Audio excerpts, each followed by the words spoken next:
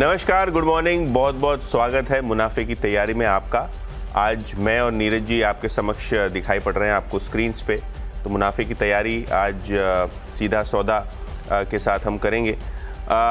नीरज जी, आशीष तो है नहीं आज, फ्राइडे को मुझे लगता है वो छुट्टी मना रहे हैं। तो ये जो सीधा सौदा है और जो ग्लोबल सेटअप है, मार्केट सेटअप है, वो तो बढ़िया लग रहा है। इनफैक्ट आज भी गिफ्ट निफ्टी हरे निशान के साथ ही ट्रेड कर रही है और कल रिकॉर्ड 400-500 पॉइंट का आपने इंटरडे मूव देखा। लोग कह रहे थे एक्सपायरी फिनोमिनन है, लेकिन एक चीज़ मैंने मार्क की कि 3.5 लाख करोड़ की जो बैंकिंग लिक्विडिटी है, हार्ड कैश है, वो आजबा के ज़रिए ब्लॉक हुई है बजाज हाउसिंग के IPO में। उसके बावजूद बाज़ार में इतना बड़ा रन। कल FI के आंकड़े, DI के आंकड़े, सभी जगह से आपको ये हरे हरे दिखाई पड़े और इतने बड़े रैली करने के बाद भी आज आपको SGX स्ट्रेंथ दिखा रही है। तो क्या लगता है आज 25,500 क्रॉस होना चाहिए? देखो, एक तो आसबा वाले पैसे फ्री हो गए, रात में लोगों ने अलॉटमेंट ले लिए। बिल्कुल, कुछ लोग तो स्क्रीनशॉट भी डालना मुझे मिला जिनको मिला उनको बधाई, और क्या करें। लेकिन देखो, मार्केट को तेज़ी वाले कई कारण हैं। जैसे एक तो अपना मार्केट चलाइए, US में भी कल तेज़ी हुई, ECB ने रेट कट कर दिए। चाइना वाली खबर भी आ गई थी कि वो 5 ट्रिलियन के एग्जिस्टिंग लोन पे रेट कट करने की तैयारी कर रहे हैं। तो सारे जो कायनात है ना, वो तेज़ी की तरफ इशारे कर रही है। आप ये देखिए कल के अपने मार्केट में इतनी बड़ी जो तेज़ी बनी है, तो पिच रिपोर्ट यही इशारा कर रही है कि वो कंटिन्यू रहनी चाहिए। कोई ऐसा फैक्टर अभी तक नज़र नहीं आया जहाँ पे कि संकेत मिले कि लोग गिर जाएंगे। कारण ये इसका ये है कि US में फिर से बहुत उम्मीदें आ गई हैं कि 0.5% ब्याज दर कट सकता है। और जो सर्वे होते रहते हैं ऑर्डर इवेंट के, उसमें 30-35% लोग अब मान रहे हैं कि 50 बेसिस पॉइंट की फ्रंट लोडिंग करनी चाहिए। उसमें एक पॉलिटिकल रीज़न भी है कि इलेक्शन, हाँ, अगर वो ये सारी चीज़ें नवंबर तक ठीक नहीं रखते हैं तो कमला जी के लिए प्रॉब्लम हो सकती है।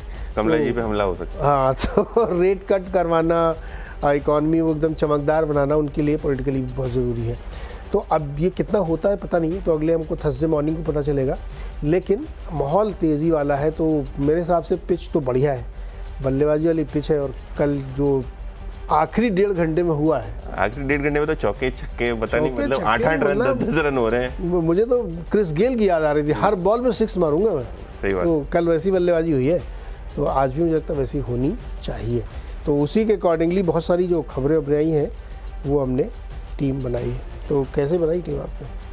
टीम खबरों के आधार पर बनाई है नीरज जी, और ध्यान हमेशा ये रखिए कि सीधा सौदा में जो हम टीम बनाते हैं ये आपके नॉलेज पर्पस के लिए है। आप जो स्टॉक्स से न्यूज़ और जो खबरों के आधार पे काफ़ी सारे मोमेंटम के आधार पे स्टॉक्स चुनते हैं, तो कभी भी आप बाय सेल होल्ड करें, कोई डिसीजन लें तो अपने फाइनेंशियल एडवाइज़र से ज़रूर जो है मशवरा करें। और यहाँ जो स्टॉक्स बताते हैं वो ज़रूरी नहीं कि आप उसको बाय और सेल करें। अगर हम बात करें स्टॉक्स की, तो BPCL ये एक स्टॉक है जिससे मैं शुरुआत करूंगा मेरे 2020 टीम की। ऑब्वियसली देखिए, क्रूड ऑयल गिरा हुआ है तो ऑयल मार्केटिंग कंपनीज को इसका फ़ायदा तो हो ही रहा है, लेकिन BPCL ने सेमकॉप के साथ ग्रीन हाइड्रोजन कारोबार को बढ़ाने के लिए एक जॉइंट वेंचर का ऐलान किया है। बोर्ड ने इस प्रपोजल को मंजूरी दी है। और अगर हम रिन्यूएबल स्पेस में बात करें तो ऑलरेडी जो ग्रीन हाइड्रोजन मिशन है, इसके तहत बहुत सारे ऑयल मार्केटिंग कंपनी काम कर रही है, लेकिन सेमकॉप के साथ ये JV होना बहुत बड़ी बात है। और कहीं ना कहीं जो स्टॉक भी है ये आपको कुछ दिनों से मोमेंटम में भी दिख रहा है। तो ये जो ग्रीन हाइड्रोजन का कारोबार है, जिसके अंदर प्रोडक्शन भी होगा, सेल एग्रीमेंट्स भी होंगे, तो ये सिग्निफिकेंट स्टेप है BPCL के लिए। इसको ग्रीन में लेके चल रहा हूँ। ज़्यादातर आज सरकारी कंपनियों का भी तामझाम है खबरों के लिए। NMDC ये स्टॉक भी अपने रेडार पर रखिए। कंपनी ने 2200 करोड़ रुपए का कैपिटल एक्सपेंडिचर एक्सपेंशन प्लान मंजूर कर दिया है और FY25 यानी करंट फाइनेंशियल ईयर में 2200 रुपए के खर्चे के साथ कंपनी नए स्लरी पाइपलाइन और प्रोसेसिंग प्लांट्स का एक्सपेंशन करेगी। कंपनी का कहना ये है कि जो 100 मिलियन टन का टारगेट है प्रोडक्शन का 2030 तक का, उसको ऑगमेंट करने के लिए जितना भी केपेक्स चाहिए, जितना भी आपको स्लरी पाइप्स और इंफ्रास्ट्रक्चर चाहिए, इसको डेवलप करने में FY25 से लेके FY27 तक एक एग्रेसिव केपेक्स प्लान रहेगा। तो ये एग्रेसिव एक्सपेंशन प्लान के चलते NMDC ये स्टॉक रखिए अपने रेडार पे। और सबसे इम्पॉर्टेंट पॉइंट ये है कि येस्टरडे चाइना ने भी बहुत सारे अनाउंसमेंट किए इकोनॉमी को स्टिमुलेट करने के लिए। ग्रोथ भी ठीक ठाक आ रही है, रेट कट का भी जैसे नीरज जी शो के शुरुआत में बता रहे थे एक माहौल बन रहा है। तो इस स्थिति में मेटल स्टॉक्स, माइनिंग स्टॉक्स भी रेडार पे रहेंगे, क्योंकि नीचे के लेवल से आपको मेटल स्टॉक्स में भी रिकवरी दिखाई पड़ रही है। तो NMDC ये दूसरा स्टॉक है जो हरे में लेके चल रहा हूँ।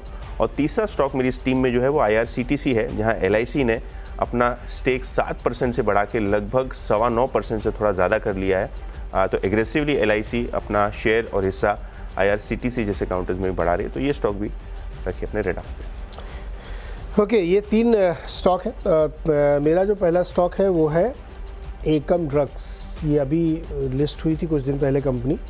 तो कल इन्होंने एक सूचना दी एक्सचेंजेस को कि एक room stable hydroxy urea oral suspension करके दवा होती है जिसका पेटेंट इनको हासिल हुआ है। ये बेसिकली जो आपके ब्लड में हीमोग्लोबिन बढ़ जाता है, उसके सेल्स डिस्टॉर्ट होते हैं, उसको स्टेबलाइज करने के लिए ये दवा होती है और उसका पेटेंट इनको मिल गया है। ये बहुत महंगी दवा आती है, भारत में इन्होंने बनाई है इसको। तो ये इनके लिए काफ़ी एक अच्छी खबर देखने को मिल रही है। तो ये हमें लगता है कि इसको ग्रीन में रख सकते हैं आज। इसके बाद दूसरा है पूर्वांकरा।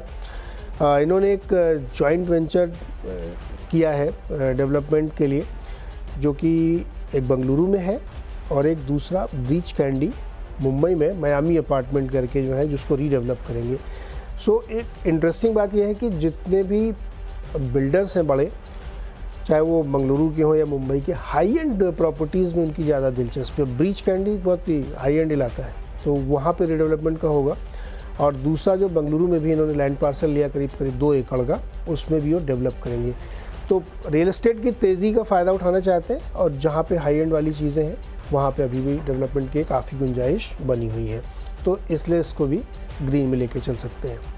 तीसरा स्टॉक है पावर ग्रिड। और पावर ग्रिड को इसलिए हमने लिया है कि उन्होंने एक सक्सेसफुल बिडर के तौर पे सामने आए हैं, जो कि एक लंबा इंटर स्टेट ट्रांसमिशन की बिड थी जिसमें इन्होंने बिड किया और ये उसको जीत गए। ये BOOT मॉडल पे है, built operate own and transfer वाला मॉडल है, जिसमें इनको सफलता मिली है। तो ये तीसरी खबर है जो पावर ग्रिड के लिए अच्छी है, तो इसलिए इसको भी ग्रीन में ले सकते हैं। तो भाई 3 मेरे भी ग्रीन में हो गए। बढ़िया।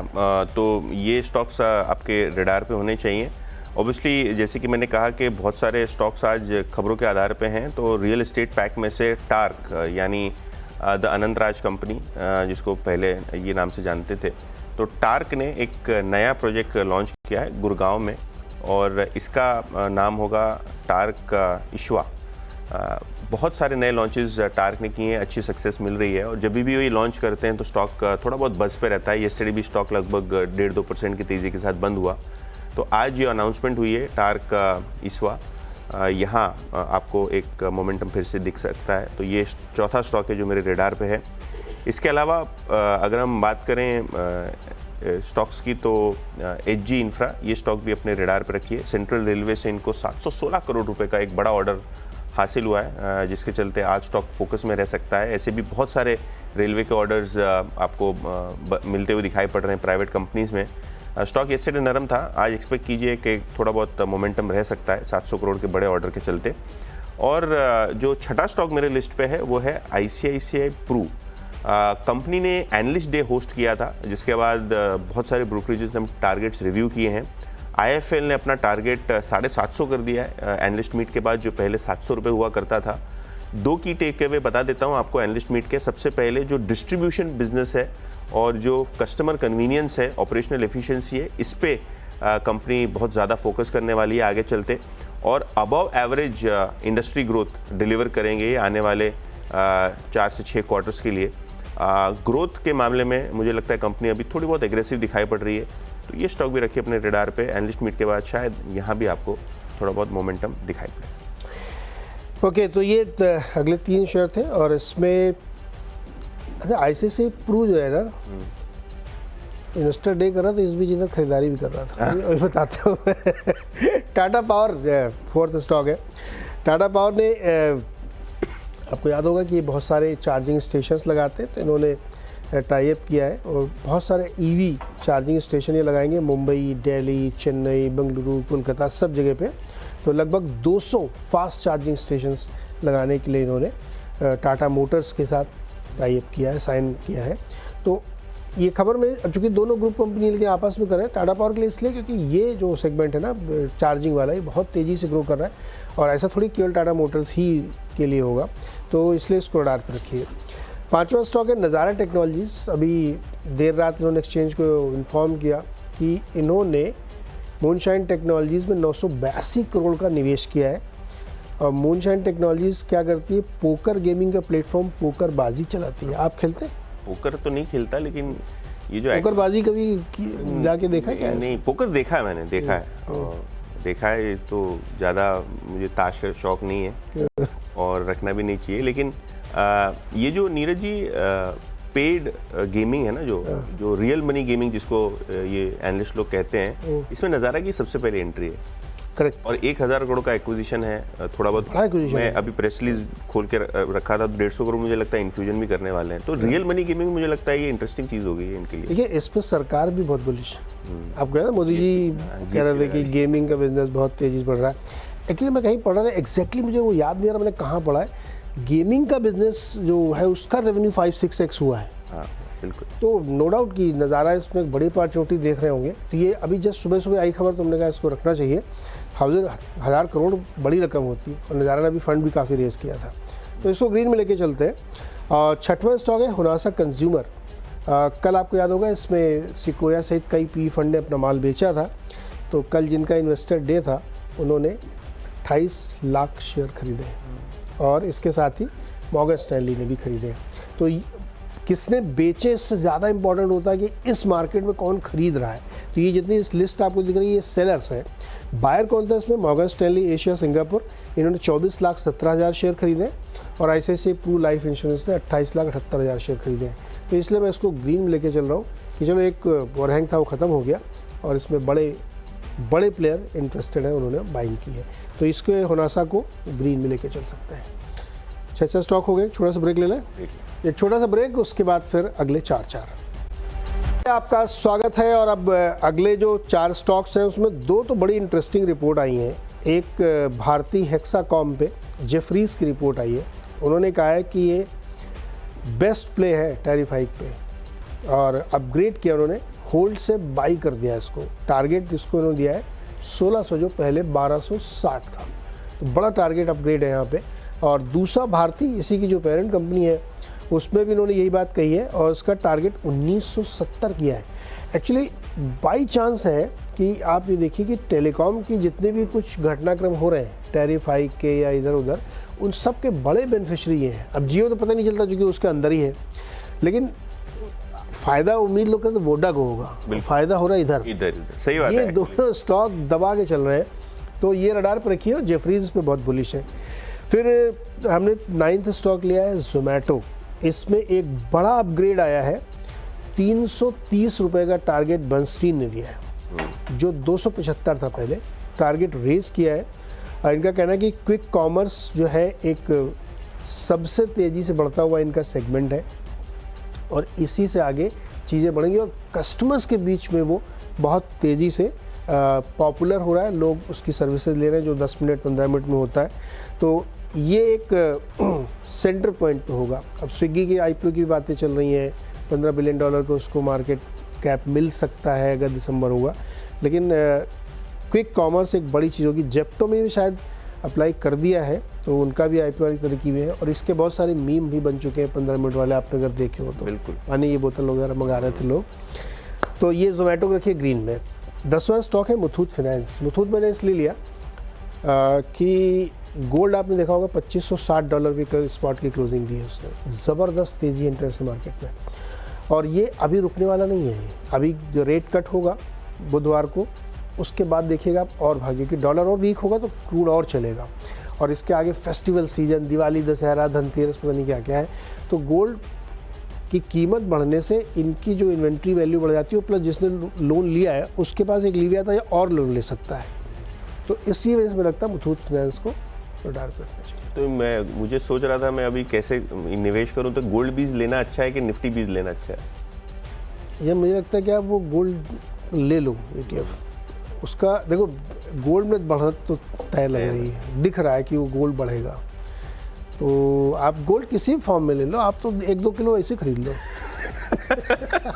हाँ, एकदम फ्यूचर्स में खरीद सकते हैं 5% मार्जिन देके। लेकिन हाँ, इंटरेस्टिंग फैक्ट हुआ है गोल्ड में। मुझे लगता है ये ज्वेलर्स के पास अगर आप जाएंगे, मुझे लगता है 75,000 के ऊपर ही आपका ऑल टाइम हाई लेवल हो चुका है। लेकिन दूसरे जो स्टॉक्स मेरे रेडार पे हैं, और अगर हम बात करें स्टॉक्स की, तो सबसे पहले प्रदीप फॉस्फेट्स, ये कंपनी ने अपना एक अमोनिया प्लांट जो है वो बंद कर दिया है गोवा में, और क्योंकि कोई इक्विपमेंट इशू आया है उसके चलते थोड़ी बहुत यहाँ आपको प्लांट क्लोजर की दिक्कत दिखाई पड़ रही है। ये स्टॉक है, इसको रेड में लेके चल रहा हूँ, और ऑब्वियसली पूरी की पूरी मेरी टीम ग्रीन है, लेकिन जो अगले 3 स्टॉक्स हैं इंक्लूडिंग प्रदीप फॉस्फेट्स, यहाँ आपको एक लाल निशान के साथ कारोबार होता हुआ दिखाई पड़ सकता है। मदरसन सुमी, जो अब मदरसन संवर्धना है, इसको रेड में लेके चल रहा हूँ, क्योंकि सिटी ने एक डाउनसाइड कैटलिस्ट इस काउंटर पे खोल दिया है 105 के टारगेट के साथ। जिस हिसाब से BMW ने अपने गाइडेंस काटे हैं, ग्लोबली ऑटो OEMs में आपको वीकनेस दिखाई पड़ रही है, उसके चलते शायद ऑटो एंसिलरीज में भी दबाव हो। येस्टरडे स्टॉक 3% की तेज़ी के साथ बंद हुआ, लेकिन सिटी की रिपोर्ट के बाद शायद स्टॉक में आपको प्रेशर बनता दिखे। इसको रेड में लेके चल रहा हूँ, और इसी के साथ पतंजलि भी रेड में लेके चल रहा हूँ, क्योंकि CNBC TV18 के रिपोर्ट के मुताबिक $240 मिलियन यानी ब्रॉडली 2000 करोड़ रुपए तक का स्टॉक पतंजलि की प्रमोटर एंटिटीज़ बेच सकती हैं। 1815 का फ्लोर प्राइस है, यानी करंट मार्केट प्राइस से लगभग 115 रुपये नीचे आपको ये डील्स होती हुई दिखाई पड़ सकती है। तो आज शायद स्टॉक एक गैप डाउन के साथ आपको खुलता हुआ नज़र पड़े, रेड में लेके चल रहा हूँ। और आखिरी स्टॉक ग्रीन में है किम्स, यानी किस्ट्रा institute of medical sciences KIMS. यहाँ HSBC की एक नई रिपोर्ट आई है, इनिशिएटिंग कवरेज है, खरीदारी की सलाह है, और 3,300 के टारगेट, यानी करंट मार्केट प्राइस से लगभग 25% की अपसाइड HSBC को लगती है, इस काउंटर में देखने को मिल सकती है। अफोर्डेबल हेल्थ केयर और जो ऑपरेशनल एग्जीक्यूशन है कंपनी का बहुत बढ़िया है, जिसके कारण स्टॉक HSBC को पसंद आ रहा है। तो ये 10वां स्टॉक है। लेते एक छोटा सा ब्रेक, और ब्रेक के बाद पेश करेंगे आपके समक्ष टीम का रैपअप। सीधा सौदा में ब्रेक के बाद आपका स्वागत है, और टीम का रैपअप आपकी स्क्रीन पे। सबसे पहले BPCL, इन्होंने एक जॉइंट वेंचर अनाउंस किया ग्रीन हाइड्रोजन के लिए, इसके चलते स्टॉक फोकस पे रखिए। इसके अलावा 2200 करोड़ का नया कैपेक्स NMDC ने अनाउंस किया है, नई स्लरी पाइप डालेंगे ये अपने कैपेसिटी को एक्सपैंड करने के लिए। IRCTC अब 9.25% से ज़्यादा LIC का स्टेक इस काउंटर में बनता हुआ नज़र पड़ रहा है। टार्क नए हाउसिंग प्रोजेक्ट गुड़गांव में लॉन्च करने के चलते फोकस में रखिए। HG इंफ्रा, नया ऑर्डर रेलवे से इनको मिला है 716 करोड़ रुपए का, इसीलिए स्टॉक फोकस में रहेगा। ICICI प्रू एनालिस्ट मीट थी, जिसके चलते IIFL ने अपना टारगेट बढ़ा के 750 रुपये अप कर दिया है, तो स्टॉक अपने रेडार पे। मदरसन संवर्धना, यहाँ सिटी की एक नेगेटिव कैटलिस्ट रिपोर्ट आई है, जिसके चलते स्टॉक थोड़ा बहुत प्रेशर में आज देखने को मिल सकता है। पतंजलि 2000 करोड़ का लगभग OFS यहाँ प्रमोटर्स करेंगे आज, जिसके चलते स्टॉक में आज आप शायद थोड़ा बहुत गैप डाउन देख सकते हैं। CNBC TV18 की खबर से ये स्टॉक आपको फोकस में दिखाई पड़ेगा। पैरादीप फॉस्फेट्स, इनके गोवा प्लांट में टेक्निकल खामी के चलते प्लांट शटडाउन करना पड़ा है। और आखिर में अगर आप देखें तो किम्स सिटी की एक नई रिपोर्ट आई है, जिसके चलते ये स्टॉक फोकस में रहेगा। ओके, एकम ड्रग्स, और इनको एक पेटेंट मिला है room stable hydroxy urea suspension product के लिए, जो कि काफ़ी महंगा प्रोडक्ट होता है, और इंडिया में इनके पास होगा सिर्फ। पूर्वांचल ने 2 JV किए हैं मुंबई और बेंगलुरु में ज्वाइंट डेवलपमेंट करने के लिए। पावर ग्रिड ने एक कॉम्पिटिटिव बिड में ट्रांसमिशन लाइन के लिए कॉन्ट्रैक्ट जीता है। टाटा पावर करीब 200 नए चार्जिंग स्टेशन लगा रहा है बड़े बड़े शहरों में। नज़ारा टेक ने 1000 करोड़ रुपए का एक्विजिशन किया है पोकरबाजी का। होनासा कंज्यूमर में मॉर्गन स्टैनली और ICICI प्रू ने बाइंग की कल जब PE बेच रहे थे। तो भारतीय एक्सा और भारतीय एयरटेल में जेफरीज की रिपोर्ट आई, और दोनों में टारगेट रेस किए गए हैं। जोमेटो पे भी बर्नस्टीन की रिपोर्ट आई, और 330 का टारगेट इन्होंने दिया है, आउट परफॉर्म की कॉल है इनकी। और मुथूट फाइनेंस इसलिए क्योंकि गोल्ड रिकॉर्ड हाई पे है, इन्वेंट्री गेन, साथ ही ज़्यादा लोन डिसबर्स करने की कैपेसिटी बनेगी।